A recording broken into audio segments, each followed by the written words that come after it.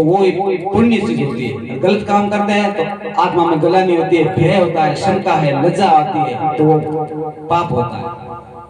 तो हम ऐसे कार्य करें जीवन को बढ़िया बनाए, जीवन को शुभ ही शुभ बनाए, और जीवन को अपना ये बहुत ही छोटा जीवन है। अब देखो कितना छोटा जीवन है, उस जीवन के अंदर अगर हम अपने जीवन का सुधार नहीं किया, अपने दिनचर्या का खान पान को सुधारे। आज देख रहे हैं बड़े बड़े पैसों की कोई कमी नहीं है, फिर भी लोग मतलब क्या बीमारी की तरफ बढ़ रहे हैं। संकल्प करो कि मैं आयुर्वेदिक देशी खान पान अच्छे भोजन का प्रयोग करूंगा, जिससे मेरे को बीमारी नहीं होगी।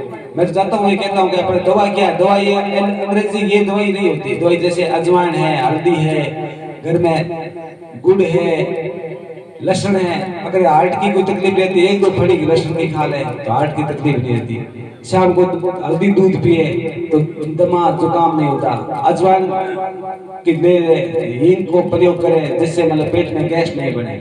तो ये छोटी छोटी बातें जो ऋषि मुनियों ने आयुर्वेद में बताई है, इसके द्वारा हम जीवन को सुखी रह सकते हैं। क्योंकि भगवान प्राप्ति का साधन तो शरीर ही है। पहला शब्द निरोगी काया, मैं नहीं कह रहा हूँ, संत महात्मा सभी कह रहे हैं, पहला शब्द निरोगी काया।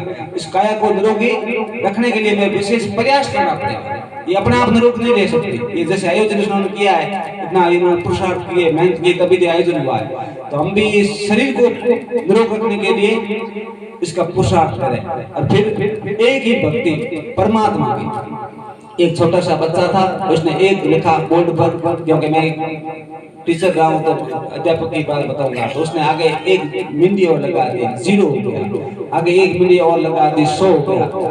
एक के आगे मिंडी तो 100, फिर एक मिंडी 1000, 10,000, करोड़, 10 करोड़, अरब खरब, 10 अरब, ऐसे संख्या बढ़ती थी। 0 लगाते रहे और वो संख्या बढ़ती रही।